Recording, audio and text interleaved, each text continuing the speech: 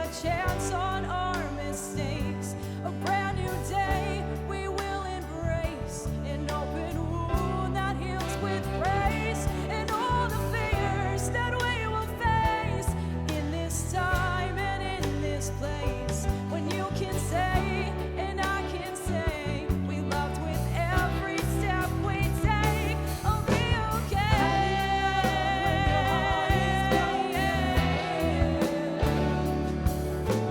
How do you speak when you feel outspoken?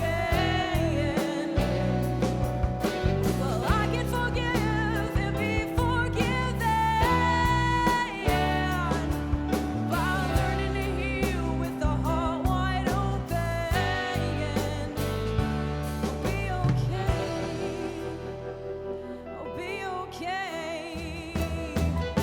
We live in the rain, a sea of change. You can't keep anything you take. The lovely face of lives we chase is what does for we to take. When all is gone, the only loss to not have loved at every cost. When you can say and I can say we love with every step we take. I'll be okay. How do you love when your heart is broken? And how do you speak when you feel outspoken? I can forgive and be forgiven by learning to heal with the heart wide open. I'll be okay.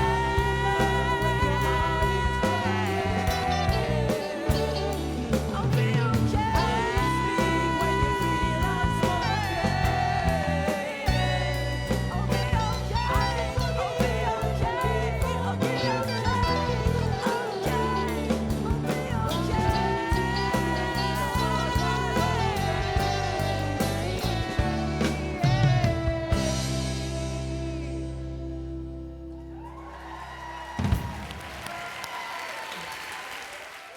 I came up with this idea, be a spiritual ninja. I don't know where, but I just said, put it in there. And today we are honoring spiritual ninjas. It's so wonderful. Now let me just give you a little idea about what that is about. First of all, spiritual comes from spirit, which is a Latin word for breath. Underneath that was the connotation that spirit is that which animates life. It is that which is beyond material form and yet gives form to material form. It is the cause, spirit, cause, breath. Spirit. Now, ninja, I bet you didn't know this, but it is a skilled ninjutsu, is what a ninja is. They practice ninjutsu, and they're very skilled at it.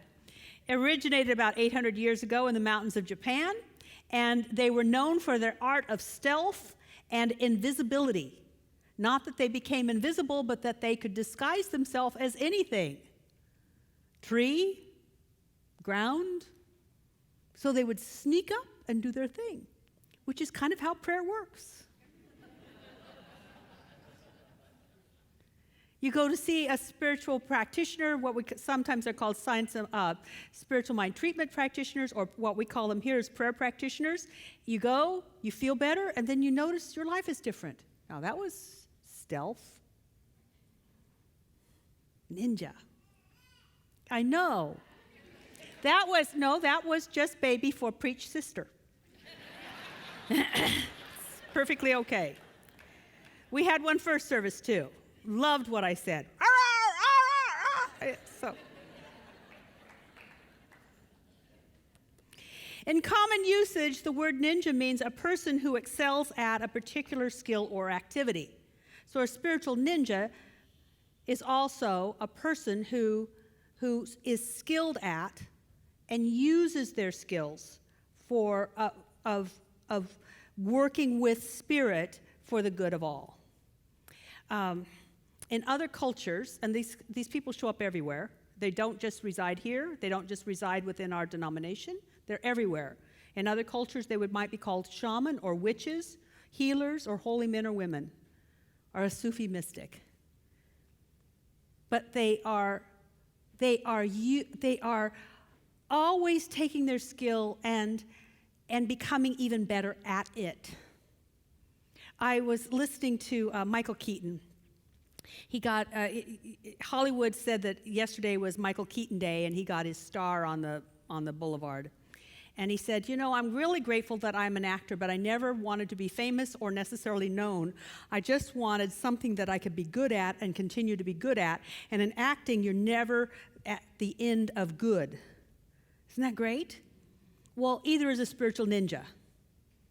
They're never at the end of, I've arrived. There's always more to be good at. So thank you, and we'll have a great celebration at the end of the service. But that's sort of the setup. That's the beginning, and then we'll have the end. And now this is the middle, which is my real talk, which is like, this is what I want to say. This is a continuation of last week's talk. It's available on CDs, or you can see it on our YouTube channel. But I want to continue talking about being free from discord. And for me, because that's the theme for this month, and for me, the opposite of discord is harmony. And we proved that last week. We had people sing harmoniously and unharmoniously. How many were there? Didn't it just hurt your ears? Didn't you just want to scream? I had to cut it off. They were going to go on for a while. I said, no, stop. It was awful. I wanted to run. Discord is horrible. Sometimes, when we are in a world or a country with discord, it seems horrible, right? Ugh. So the opposite of that, though, is harmony. Now, this is important to me because a long time ago, when I really did a lot of inner work, I realized that what I am to do, what feeds my soul, is to bring people into closer contact with their God, thereby reestablishing harmony within themselves, and with others, and with their world. Harmony. I looked out at the world and I said, this is not harmonious. So that means my job is to do whatever I can to facilitate harmony. And we could do it in a lot of different ways. There could be mental ways, psychological ways. My way, the way that I'm called to do it, is to bring people into closer contact with their God, their experience of the divine, because the divine is in harmony. We're all, bah! Well, guess what? God's not. It's just not. As Emerson said, the finite is wrought and suffers, and the infinite lies in silent repose. And that silent repose, if it is spirit, it is also in us. So when I find a way to encourage another person to find that inner repose, harmony starts to happen from the inside out. So I'm saying, okay, so give me another way to say this. Give me another way. I looked up. I was sitting on in my prayer corner, and I was looking up and saying, how do I explain this in a greater way?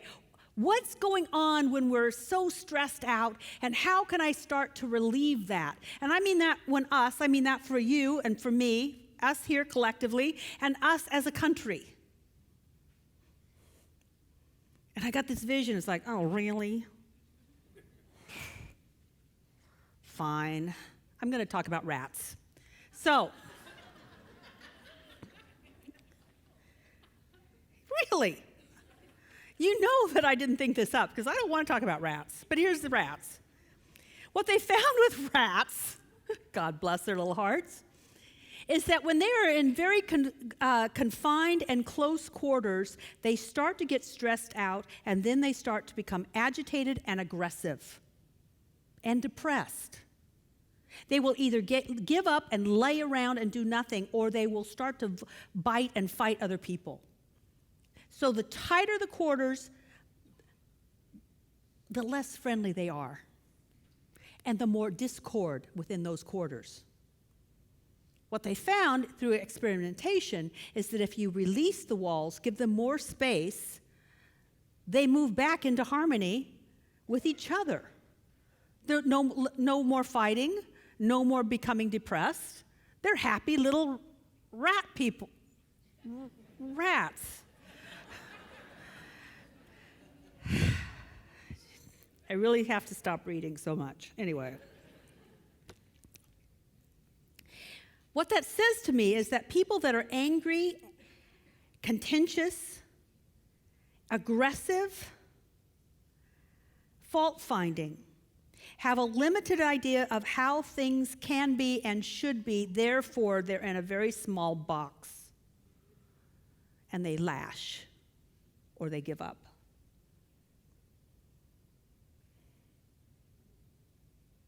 Have you noticed that in yourself when you have not given yourself a lot of room to move?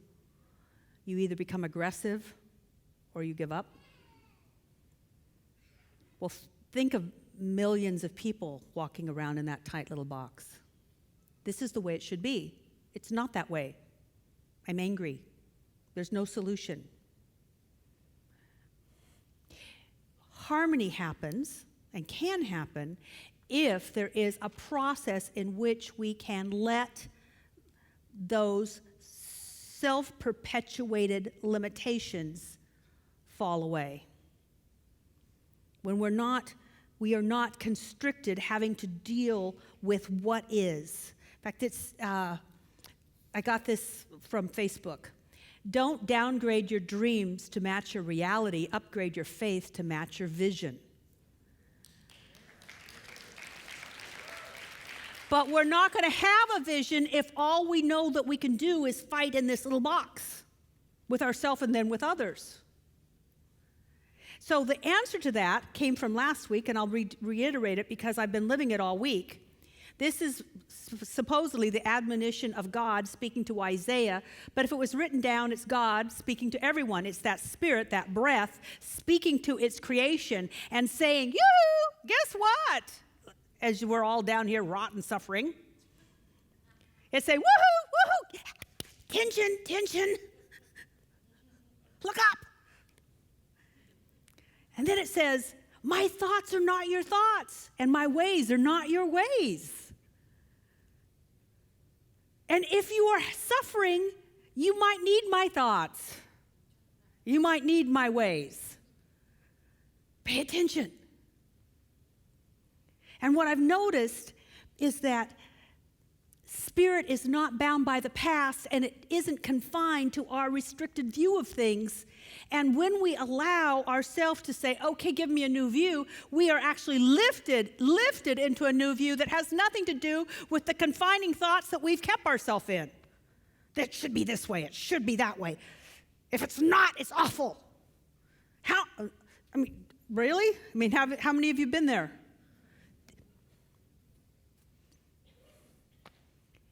Especially last week.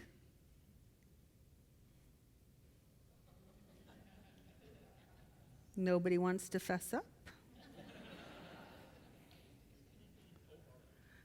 Your ways are not God's ways, and your thoughts are not God's thoughts.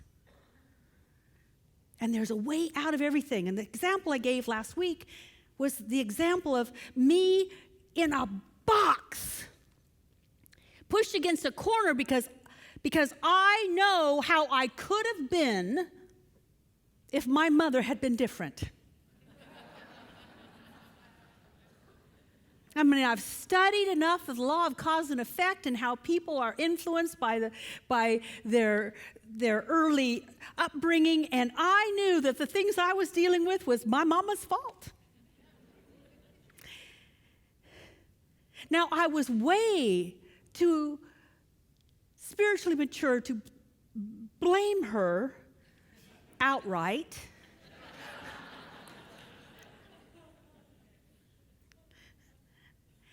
But I still had this box. She could have been better. If she'd been better, I'd be better. And it sort of showed up like, how we can be spiritual people and still have stinking thinking. And the stinking thinking was, God, help me to forgive her for her shortcomings.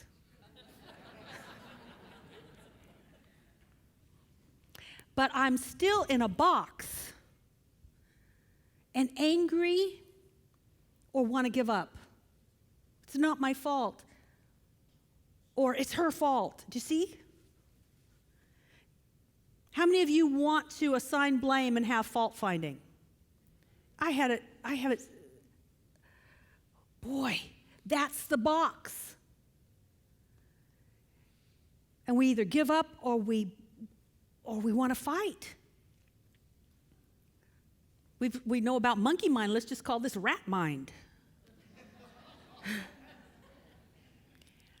So, but luckily I know, and I know that is not heaven, that is not harmony, and I couldn't think my way out of it because all I did in thinking, my thinking was to just be sort of like spiritually saccharine about the whole thing. It wasn't a healing. It was a dealing. I was dealing with it, but I was not allowing myself to heal from it. So I said, I need some thoughts. And I remember when it happened, when I was lifted, my consciousness was lifted beyond the story, beyond my timeline of being a human being, and seeing a whole nother pattern, a whole new way of thinking, a whole new way. Oh, it's like, oh, wow, man. And all of a sudden, there is no fault. There's nothing to forgive. There was a pattern. My thoughts are not your thoughts. And I had harmony. I want harmony. My mother's not going to be around much longer. I don't want to say to myself, well, I wish we could have done something to, hear this stuff while she was still around. No, it's done. Because there is another way of looking at things. I'm not in my box anymore about how she should have been, what she should have done.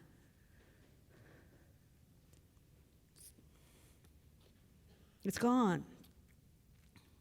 I believe that individually and collectively, Spirit is breathing into us and encouraging us to expand our concept of ourselves, our others, and our world so that we can live in greater harmony, because harmony happens when things expand.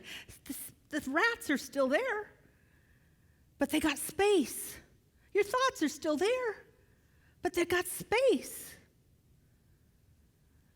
And from there, when we start to do that, we can start to make a demand upon the universe for that which we want to co-create with the universe.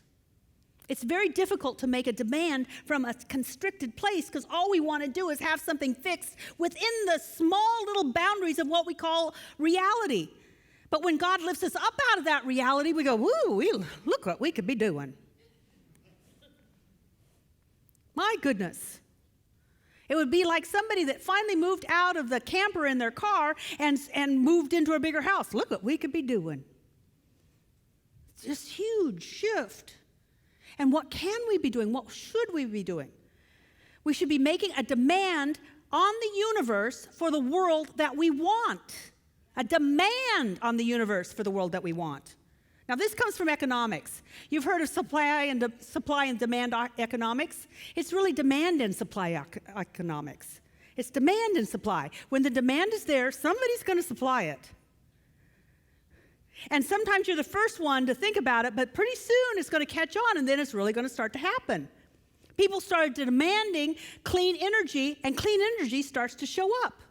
And the more we demand it, the cheaper it will get. We started demanding more economical cars that didn't require so much gas and so much carbon emissions. And they started to show up.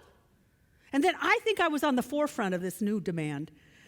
In fact, I actually remember talking about it when hybrids showed up. I remember I was back in the old sanctuary. I remember I said, those hybrids, they're a good idea. And I have a hybrid right now. They're a good idea, but remember the first ones? I said, can't we come up with a sexy one? Can't there please just be a sexy, good for the earth car? Please? Well, I said it, a bunch of people said it, Tesla invented it. Now, this is the next one. I want a sexy, good for the earth, affordable. car. I'm putting the demand out there. You want to join me? It'll start showing up. Come on, let's do it. Let's do it. See, we're always putting a demand into the universe, even when we think we're not, because the universe is paying attention to what we're paying attention to and giving us more of what we pay attention to. It's the old Netflix thing I talked about last week. If you watch a certain type of movie, Netflix is going to give you more of those movies. And if they run out of them in English, they will give them to you in Portuguese. And I found out today from one of my good friends, it's a cookie. Those cookies in your computer are paying attention to everything you like, and you hit what? No.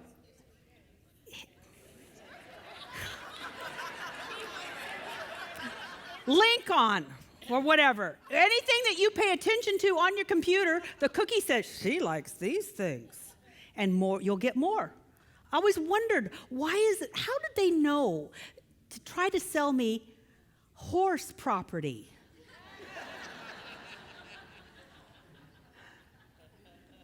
It's a cookie. We have spiritual cookies. If you pay attention to what you don't like, guess what the universe will give you more of? And what have we paid attention to in this country? What we don't like. We are addicted to wrong. That's wrong, that's wrong, that's wrong. How many times do we watch politicians never speak about what they want or what they'll do, but what's wrong with everybody else? Guess why they do that? Because we do that. You can't look outside there and say, hey, you should be doing it different. No, we, as a society, pay more attention to what's wrong than what's right. We are addicted to what's wrong. And we don't even know that we're demanding that, but what you pay attention to will increase. So once we reach that place of not fighting with what we've been paying attention to, once we've reached this place of harmony, then we can move into a greater sense of what's possible, and then we start using the law that we are so aware of called the law of cause and effect. If you don't know what that is, take Beyond Limits. And we start becoming a contributor to the world that we want by effectively using that law of cause and effect. Ernest Holmes said this. This is, oh, by the way, a great book, The Beverly Hills Lectures. It's Ernest Holmes in 1952, much later than what we normally study, written in 1925. Huge difference in those 27 years. He's just talking. These are 7 talks that he gave friends in his living room.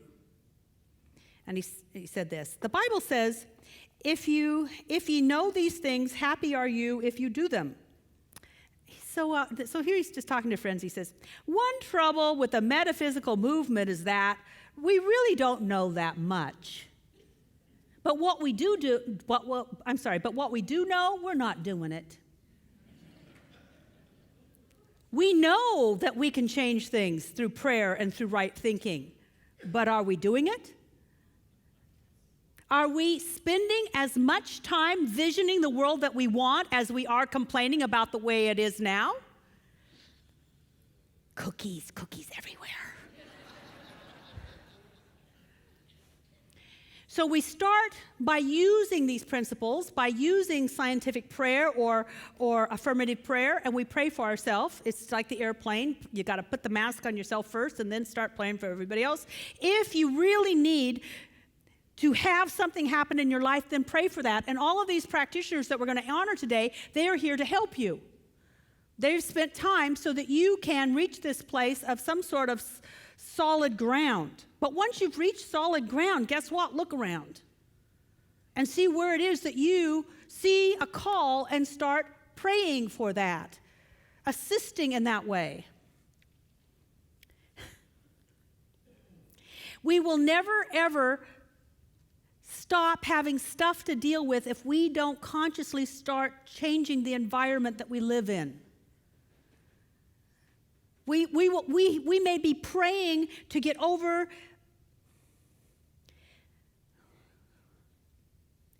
we can pray to get over the stuff that's happening just last week, the fires in Bothell or the shooting in Mukilteo.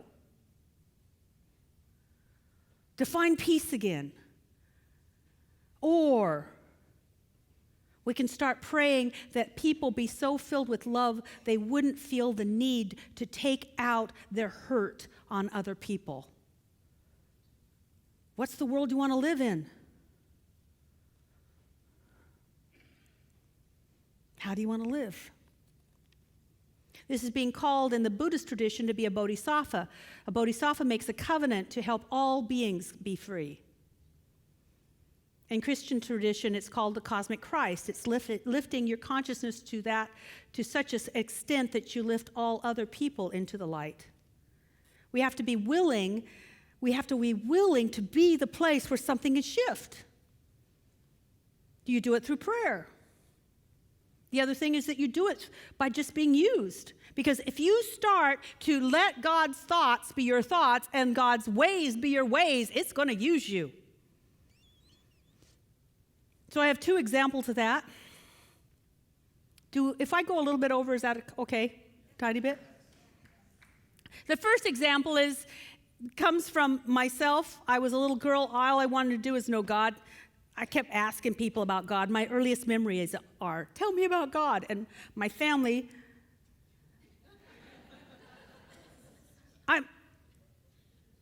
anyway, they were shocked, amazed, and had nothing to say because they weren't interested in God nor thought that there was one.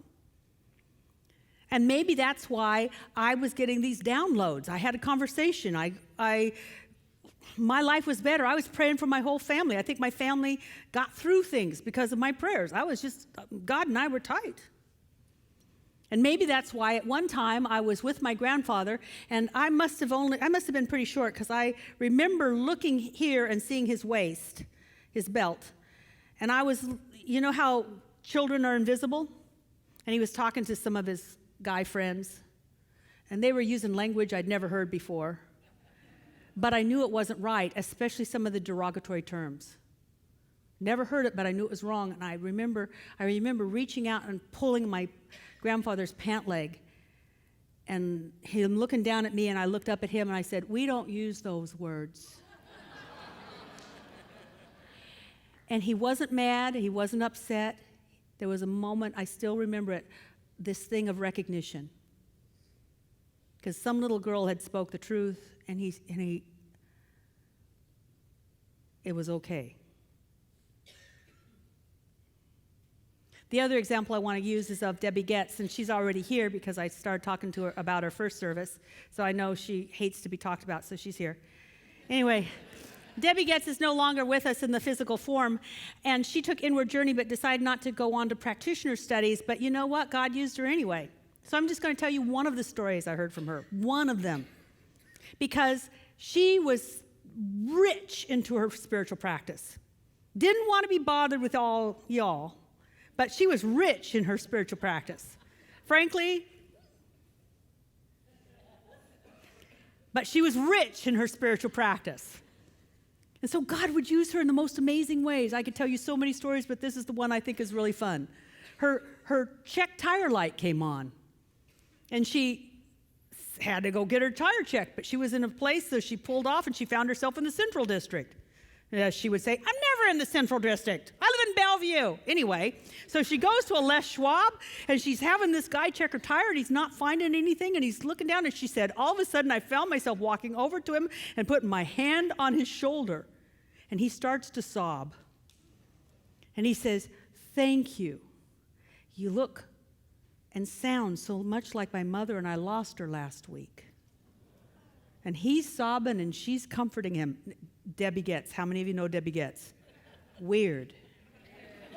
Truly weird.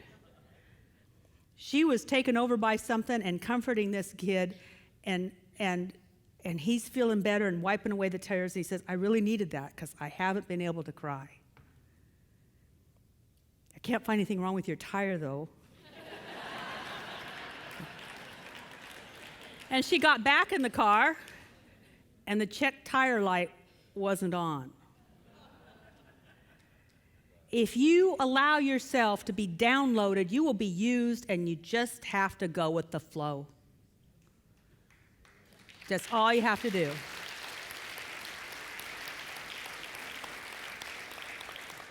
That's calling being in the world but not of it. You show up where you're supposed to be, and you just do what you're supposed to do, and you say what you're supposed to say because you will be instructed. Now, here's the deal. I'm not sure how we're going to do this, but I know through experiments that were happened by TM meditation groups that when people meditate, crime goes down in a city. When enough people meditate, spend time reaching an elevated sense of consciousness, crime goes down. We go up, that goes down, probably because a rising tide pulls up all the boats. So as consciousness goes up, everything goes up. I don't know how we're going to do it, but pray for me so that we find a way to not just reach that elevated, exalted consciousness, which can happen in meditation, but then we do the next thing, which is then we focus it and we start to affirm the world we want. That's the next step. Ernest Holmes said he would love, and he never saw it. With all the thousands of people that were his students, he never saw 500 people be in agreement. What would happen if we got 500 people in agreement? I'm not sure how it's going to happen, but one of you is going to come up with a plan. But in the meantime, let's pray. A really quick prayer, because I don't want you to miss this opportunity for me, to look up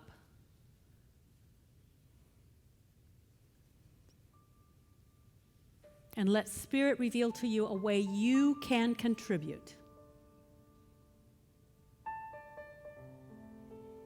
How can you begin the process of co-creating a world that works for everyone?